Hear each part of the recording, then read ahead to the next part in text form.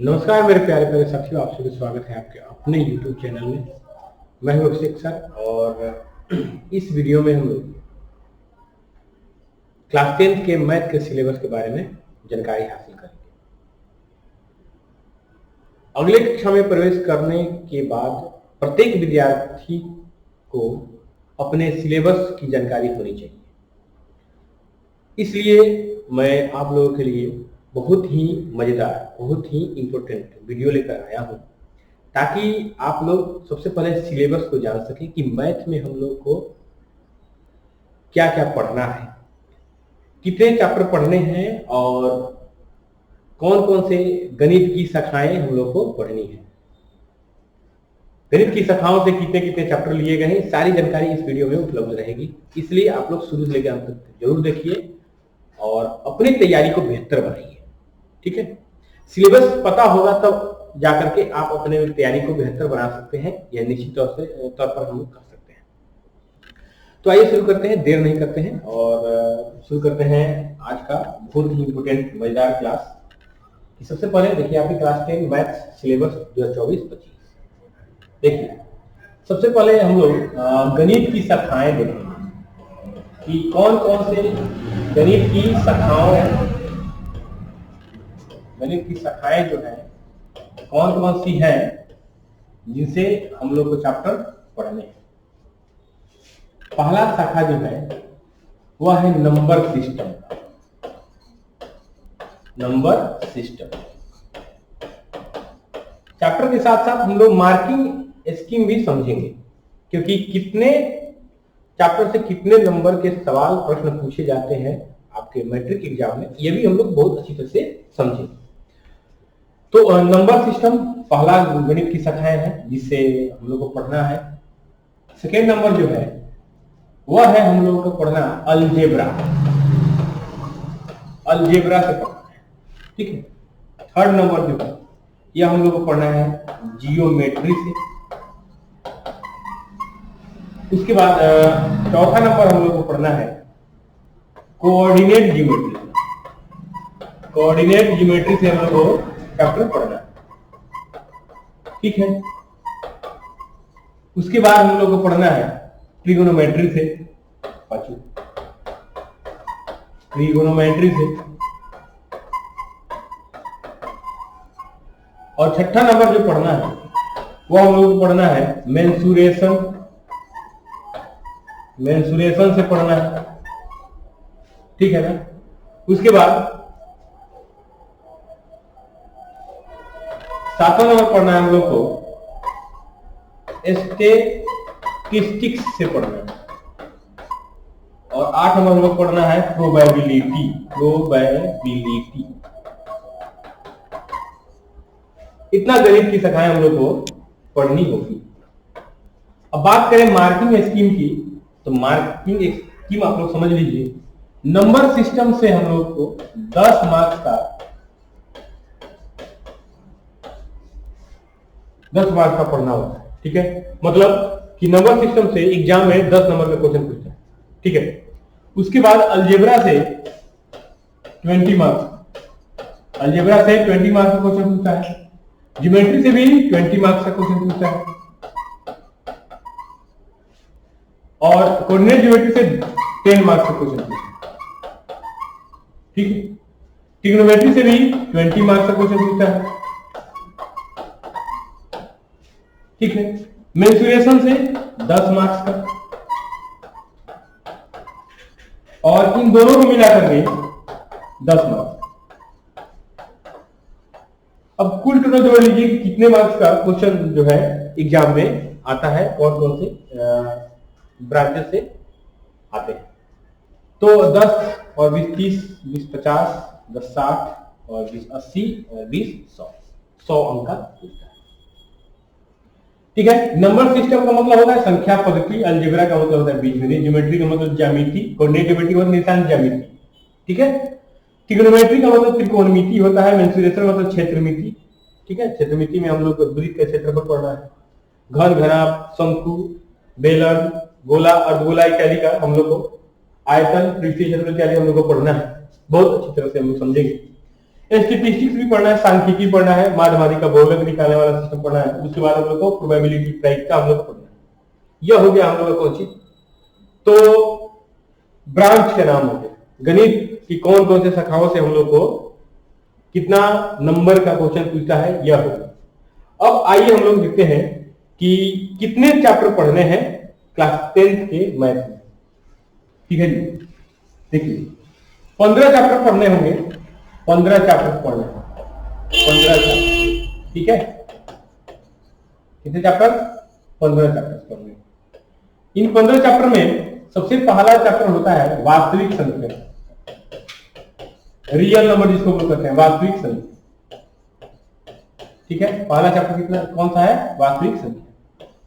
दूसरा चैप्टर है बहुपद, दूसरा चैप्टर है बहुपद यानी पोलिनोमियल, दूसरा चैप्टर है बहुपद यानी पोलिनोमियल।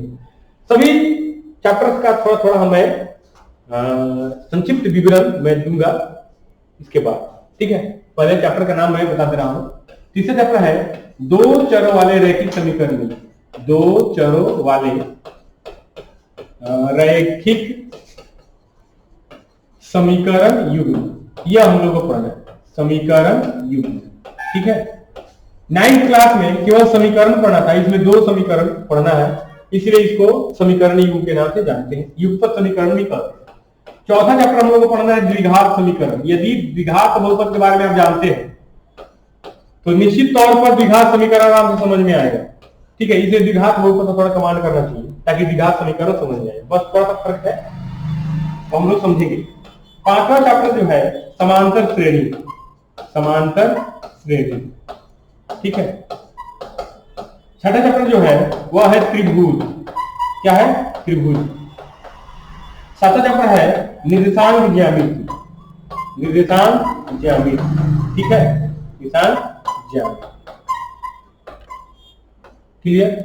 अब आइए समझते हैं, ये तो 7 चैप्टर हो गया। उसके बाद देखिए 8वां चैप्टर है त्रिकोणमिति, त्रिकोणमिति का परिचय। ठीक है, इंट्रोडक्शन है। और 9वां चैप्टर है अनुप्रयोग, त्रिकोणमिति का अनुप्रयोग, त्रिकोणमिति का, त्रिकोणमिति का अनुप्रयोग, यह 9वां चैप्टर। ठीक है, 10वां चैप्टर है ब्रीफ, 11वां चैप्टर है रचनाएं, रचनाएं। 12वां चैप्टर है वृत्तों से संबंधित क्षेत्रफल, वृत्तों से संबंधित क्षेत्रफल, संबंधित क्षेत्रफल, यह आपका 12वां चैप्टर है। 13वां चैप्टर जो है वह पृष्ठीय क्षेत्रफल और आयतन पढ़ना है, पृष्ठीय क्षेत्रफल और आयतन।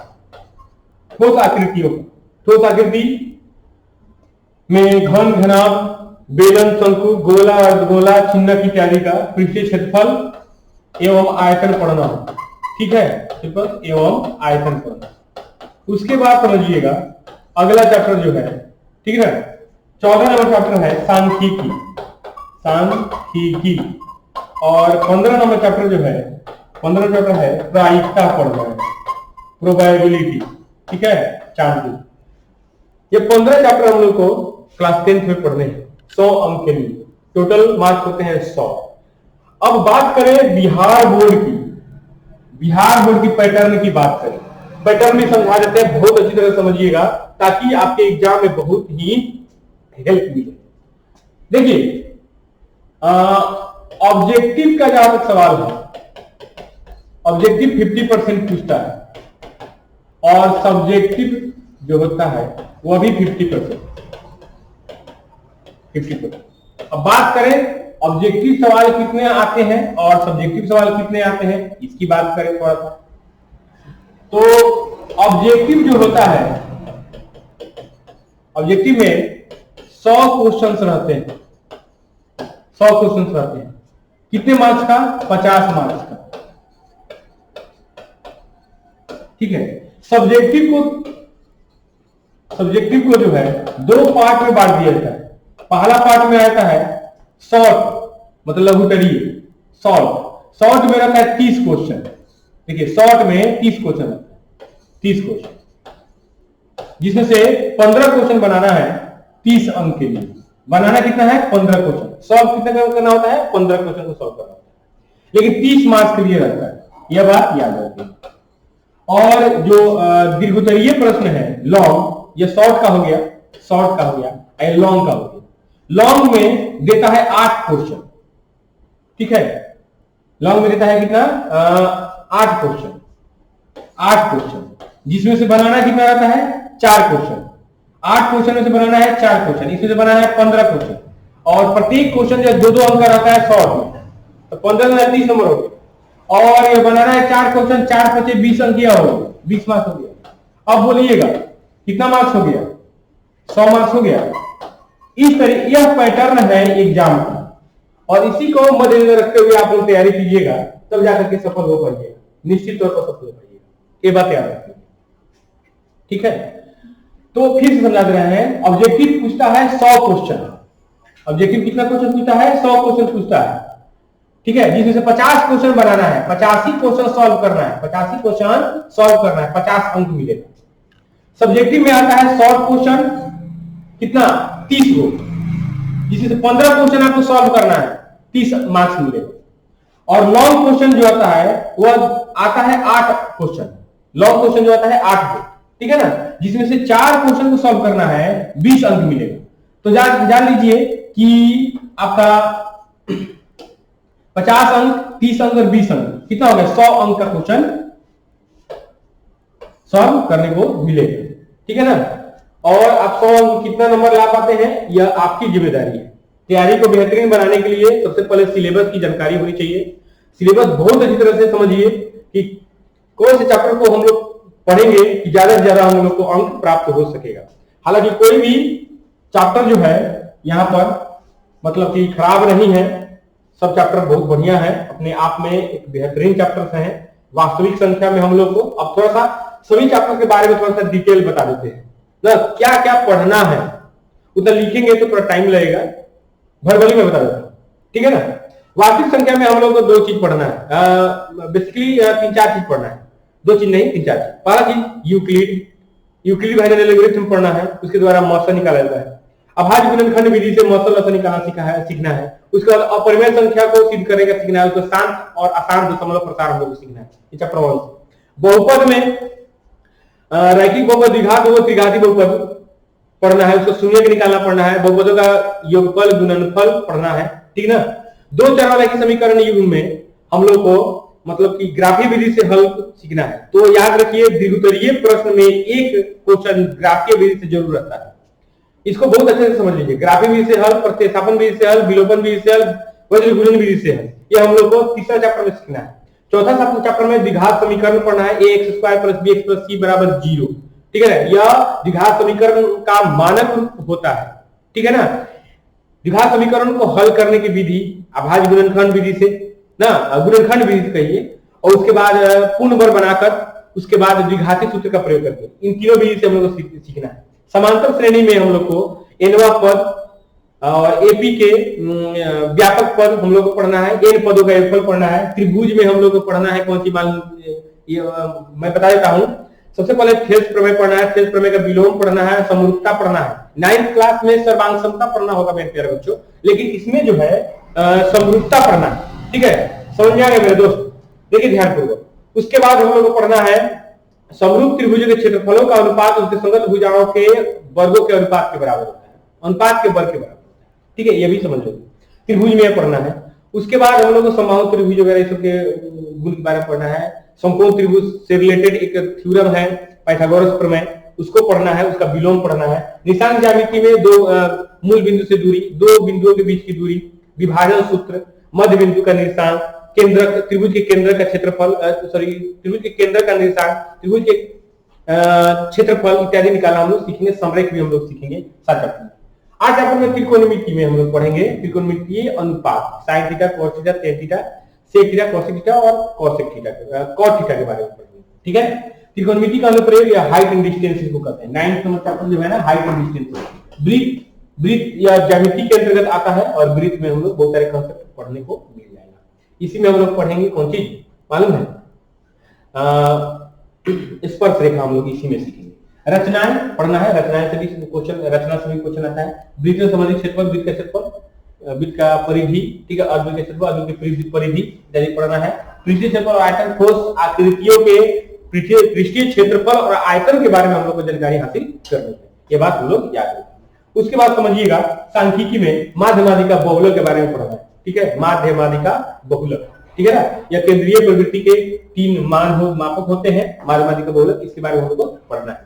परिसर ही पढ़ना है, और अवर्गीकृत आंकड़ा और वर्गीकृत आंकड़ा दोनों से रिलेटेड पढ़ना है, क्योंकि अवर्गीकृत आंकड़ा से हम लोग को ऑब्जेक्टिव में क्वेश्चन देखने को मिलता है और वर्गीकृत आंकड़ा से हम लोग को सब्जेक्टिव में क्वेश्चन देखने को मिलता है, ये बात याद रखेंगे। प्रायिकता हम लोग को पढ़ना है, प्रायिकता, प्रोबेबिलिटी, ये अंतिम चैप्टर है, 15 नंबर चैप्टर, ठीक है। तो इन सभी चैप्टर को ध्यान रखते हुए तैयारी कीजिए और अच्छे अंकों से पास होइए, ठीक है। फिर मिलेंगे हम लोग अगले वीडियो में, तब तक के लिए जय Hind, thank you for watching.